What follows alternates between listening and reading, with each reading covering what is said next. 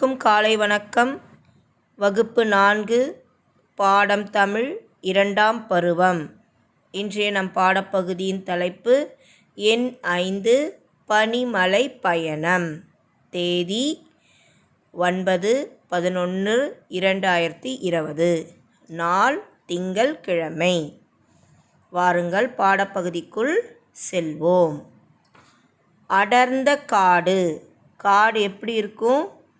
சூழ்ந்து மரங்கள் அதிகமாக காணப்படும் இடமே அடர்ந்த காடு என்று அழைப்போம். அடர்ந்த காட்டில் வரிக்குதிரை, ஓநாய், நரி, மான் ஆகியன நண்பர்களாய் ஒற்றுமையுடன் வாழ்ந்தன. அருகில் இருந்த பனிமலை காட்டில் சிறுத்தை ஒன்று நண்பர்களுடன் வாழ்ந்தது. இதுவே தொடக்கம். அதாவது அடர்ந்த காட்டில் வரிக்குதிரை, நரி, மான், ஓநாய் நண்பர்களாக வாழ்ந்து வருகின்றன. அங்கு இருக்கும் விலங்குகளுள் இந்த 4 விலங்குகளும் நண்பர்களாக இருக்கின்றன. அடுத்து அருகில் பனிமலை காட்டில்னா அங்கு மலையை சூழ்ந்து பனி படர்ந்திருக்கும். அந்த காட்டில் சிறுத்தை ஒன்று தன் நண்பர்களுடன் வாழ்ந்து வருகின்றது. இப்பொழுது நாம் கதைக்குள் செல்வோம். ஒரு நாள் சிறுத்தை இந்த 4 நண்பர்களையும் பார்க்க அடர்ந்த காட்டிற்கு வருகின்றன. வந்து பிறகு இந்த 4 விலங்குகளும் சிறுத்தையை, வாருங்கள் சிறுத்தையாரே, உங்களை வரவேற்பதில் மகிழ்ச்சி அடைகிறோம் என்கின்றது. அதற்கு சிறுத்தை, மிக்க மகிழ்ச்சி நண்பர்களே, அடுத்த வாரம் பனிமலை காட்டில் திருவிழா. நீங்கள் அனைவரும் அவசியம் வந்து கலந்து கொள்ள வேண்டும் என்று சிறுத்தை இந்த 4 நண்பர்களையும் அழைக்கின்றன. சிறுத்தை என்ன சொல்லி அழைக்கிறது? பனிமலை காட்டில் திருவிழா நடைபெற உள்ளது. நீங்கள் அனைவரும் அவசியம் வந்து கலந்து கொள்ள வேண்டும் என்கின்றது.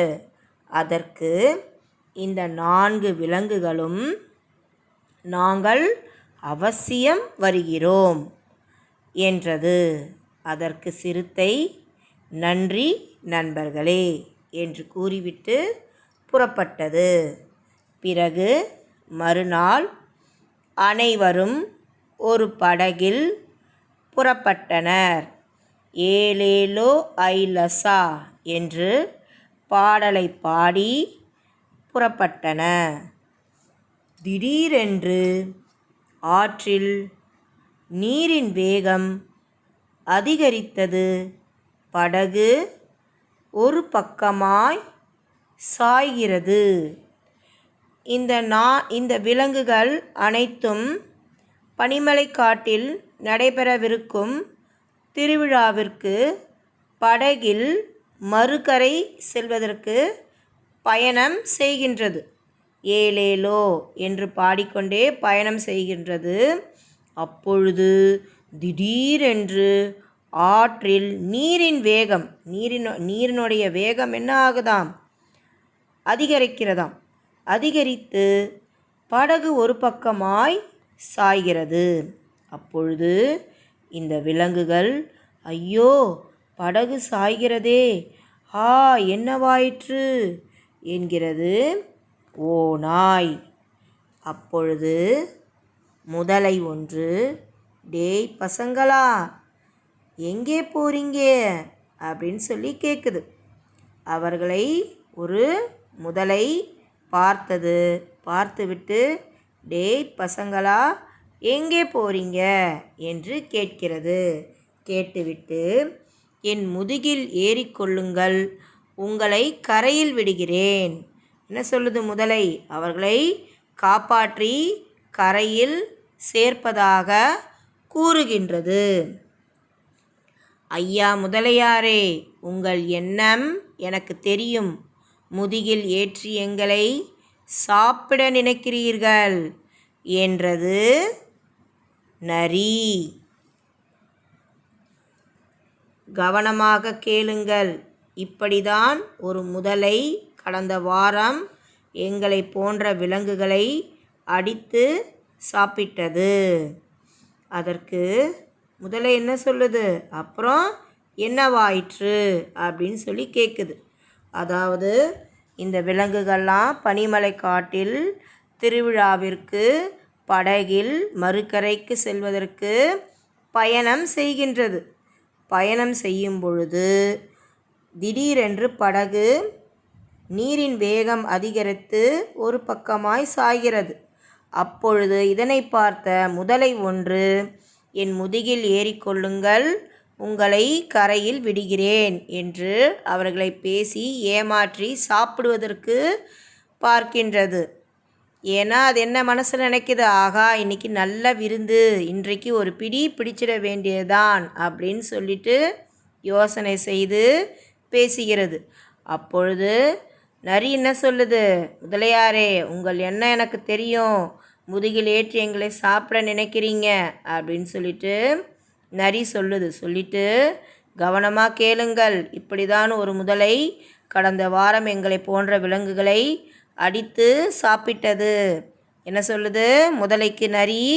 போன வாரம் இப்படி தான் ஒரு முதலை எங்களை அடித்து சாப்பிட்டது அப்படின்னு சொல்லி நரி சொல்லுது முதலைக்கிட்ட. அப்போது முதலை கேட்குது, என்னவாயிற்று, அப்புறம் என்னவாயிற்று அப்படின்னு கேட்குது. அதற்கு நரி கூறியது, பிறகு என்ன, செரிமானம் ஆகாமல் இறந்தே போய்விட்டது. அதற்கு தயார் என்றால் தாராளமாக எங்களை சாப்பிடுங்கள் அப்படின்னு சொல்லிட்டு நரி கூறியது. உங்களை தின்றால் நான் இறந்து விடுவேனா? முதல்ல என்ன சொல்லுது? உங்களை நான் சாப்பிட்டேன்னா நான் இறந்துடுவேனா அப்படின்னு சொல்லிட்டு சொல்லுது. சொல்லிட்டு அதை பிறகு பார்த்து கொள்ளலாம், இப்போது பசிக்கிறது, இதோ சாப்பிட போகிறேன். என்ன சொல்லுது முதல்ல? நான் இறந்து போவேனா, அதை அப்புறம் பார்த்துக்கலாம், எனக்கு இப்போது பசிக்கிறது அப்படின்னு சொல்லிட்டு சொல்லுது. உடனே நரி என்ன சொல்லுது? முதலையாரே, இன்னும் ஒரு பிரச்சனை உள்ளது அப்படின்னு சொல்லுது. என்ன சொல்லுது நரி? இன்னும் ஒரு பிரச்சனை உள்ளது. அதற்கு முதலை, என்ன அது, சீக்கிரம் சொல். வழியில் பாம்பு கடித்தால் எங்களுக்கு விஷம் ஏறாமல் இருக்க விஷ முறிவு செடிகளை தின்று வந்திருக்கிறோம். அதனால் எங்களை யார் கடித்தாலும் அல்லது நாங்கள் யாரை கடித்தாலும் அவர்கள் இறப்பது உறுதி. என்ன சொல்லுது பார்த்தீங்களா நரி? என்ன சொல்லுது முதலைக்கிட்ட? நாங்கள் வரும்போதே எங்களை பாம்பு கடித்தா அது விஷம் ஏறாமல் இருக்கிறதுக்காக நாங்கள் விஷம் முறிவு செடிகளை தின்று வந்திருக்கிறோம். அதனால் எங்களை யார் கடித்தாலும் அல்லது நாங்கள் யாரை கடித்தாலும் அவர்கள் இறந்து போவது உறுதி அப்படின்னு சொல்லிட்டு சொல்லுது. சொல்லிட்டு என்ன பண்ணுது? இதோ இந்த மீனை கடிக்கிறேன், அது இறந்து விட்டது, பார்த்தீர்களா? என்ன சொல்லுது பார்த்தீங்களா நரி? என்ன சொல்லுது? இங்கே பாருங்கள், உங்களுக்கு வேணால் நான் இறந்து போகுதா இல்லையான்னு உங்களுக்கு காட்டுறேன் அப்படின்னு சொல்லிட்டு ஒரு மீனை பிடிச்சி கடிக்குது. மீனை யார் கடித்தாலும் மீன் என்ன பண்ணும்? இறந்தானே போகும். இதோ இந்த மீனை கடிக்கிறேன், அது இறந்து விட்டது, பார்த்தீர்களா என்று நரி கூறியது. அதற்கு முதலை என்ன பண்ணியது? ஐயோ, ஆளை விடுங்க, நான் போய் விடுகிறேன் என்று முதலை ஓடியே போய்விட்டது.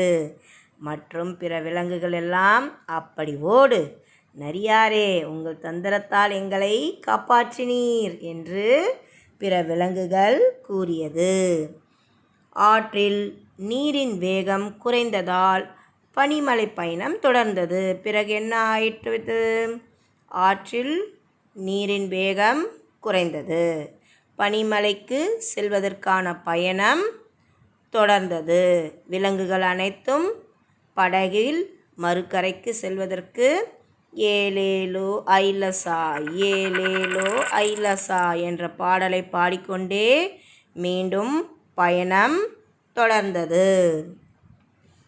வாருங்கள் நண்பர்களே, பனிமலை திருவிழாவிற்கு வந்ததற்கு நன்றி என்று சிறுத்தை